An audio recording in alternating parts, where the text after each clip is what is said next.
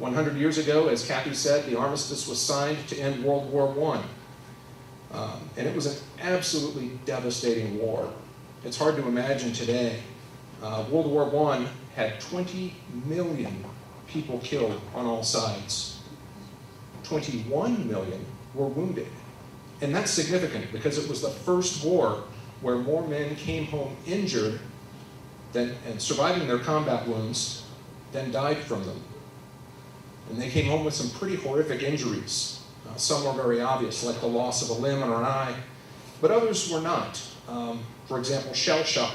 That's a polite term for what we call today PTSD, or nerve and brain damage from widespread use of chemical weapons. H.G. Wells famously wrote that World War I would be the war that will end all war, because a rerun would just be too horrific to contemplate. Of course, we know things didn't turn out that way.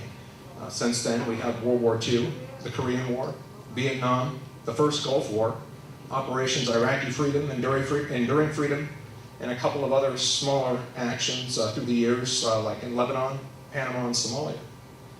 Nor does it include where we have troops today, fighting quietly in pretty small numbers in places like Syria, Niger, Afghanistan, and the Philippines.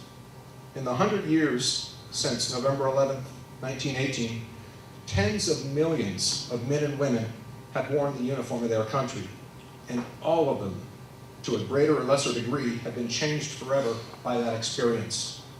And that's what I want to focus on today, is those invisible men and women, those who, like in World War I, make it home to find that life is just a little bit different than it was before. Some served in combat, some didn't. But again, they're all forever changed by their service. I call these people invisible veterans. I want to tell you about one invisible veteran that was very special to me. You won't recognize his name. He doesn't have any ships or bases named after him, but his sacrifice is every bit as real as those who do. Brian and I met as young sailors 26 years ago in Japan. He was from Texas, 1/4 Mexican, and built like a collegiate safety. We had three things in common: a love of heavy metal music, a love of Japanese beer, and a curiosity about amateur boxing. So one evening after work, we created a makeshift ring and put on sparring gloves. And it wasn't pretty. It took about 40 seconds, and I was done. He was faster, stronger, and much more proficient. He had neglected to mention that in high school back in Texas, he was a Golden Gloves boxer. But rather than rub it in, Brian was gracious and took the time to help me correct my footwork, taught me about creating angles, and how to pivot to avoid a punch. I enjoyed his friendship, his overall coolness, and his sense of humor. We kept in touch over the years by email and Facebook. I stayed on active duty. He got out of active and went to the Navy Reserve. He moved to Kansas, to Manhattan actually, and took a job at Fort Riley to raise his young family. So I wasn't surprised when he volunteered for his first combat deployment to Afghanistan in 2008. 9 months in, he was on patrol with a squad of Marines when a young teenager approached them, smiled, said hello in English, then detonated the explosive vest he was wearing. The bomber was killed instantly. The blast scattered the Americans. One lost a leg instantly. Another lost an eye. Brian was sent through the air and into a wall, knocking him unconscious and shattering 3 vertebrae. He described it as his brain being a little scrambled, like being hit from a punch by Mike Tyson. After a long convalescence stateside, he received the Purple Heart, and the Navy Reserves allowed him to re-enlist. So after that, I was stunned when he volunteered for a second tour. On this tour, Brian's base was hit several times by Taliban rocket attacks. During one nighttime attack, he fell from a top bunk and hit his head hard on a metal table, which knocked him unconscious and re-injured his back. Again, his tour was cut short, and he was sent home to recover. His wife reports something different after that event. His normally happy-go-lucky personality had changed. Instead of being smiling and fun-loving all the time, he became short-tempered, suspicious. His mood swings at work became more pronounced, and he couldn't deal with stress very well. He ended up losing his job at Fort Riley. His medical care the second time around was also different. Instead of a long inpatient stay at Bethesda, he was given cursory outpatient treatments at the VA in Topeka. His wife reports that in 2010, he was on 26 different prescription medications. Antipsychotics, anxiety drugs, sleeping pills to get to sleep, stimulants to counter those. But worst of all were the pain pills. The VA scheduled, then canceled, scheduled, and canceled again the back surgery that he needed to get permanent relief. There was a shortage of surgeons, and more severely injured veterans took priority. So Brian and his wife were simply given more and stronger pills, and the chemical mix made him more and more unpredictable. His mood swings reached a high point in July of 2011. His wife took the kids and moved out. For 7 months, he rarely left the house, only for food, doctor's appointments, and to pick up prescriptions.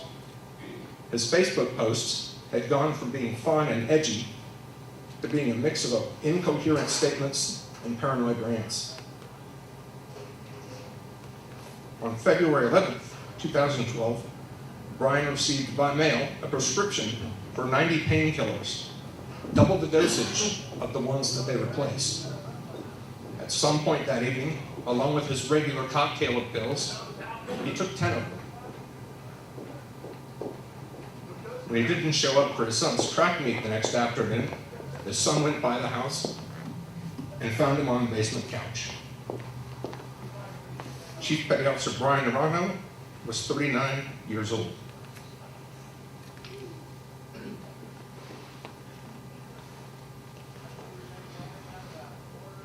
Ironically, Brian was not among the 22 veterans who would take their own lives that day, or the next day, or every day since.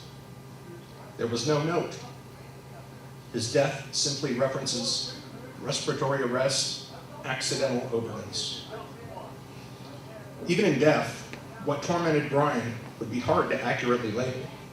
He died as he lived his last 2 years, as an invisible veteran. Unfortunately, Brian's story is not unique. This country, its VA system, and dozens of nonprofit groups have bent over backwards to ease the transition for severely disabled combat vets. And these guys are true heroes. They really deserve to be cared for as such. But for the thousands and thousands of invisible veterans whose injuries are less obvious or poorly documented, they fall through the cracks trying to navigate a system that wasn't designed for them. And this is not new. In Vietnam, these were the Agent Orange veterans. They complained about the cancers eating their bodies for nearly 2 decades before the government acknowledged it. During the Gulf War, it was Gulf War syndrome. Veterans had mysterious headaches, skin and respiratory problems, with no definitive cause and no real cure. Today, it's veterans who suffer traumatic brain injuries from non-fatal blasts, or who have severe PTSD from the events that they experienced, but they can't unsee. They suffer in silence for years on end, hoping and praying that a slow-moving bureaucracy will someday validate, or at least acknowledge, that they're now different than before they served. So H.G. Wells was dead wrong when he predicted an end to war 100 years ago. Today, we're in a war against faceless, nameless terrorists with no end in sight, which means we're continuing to make these invisible veterans.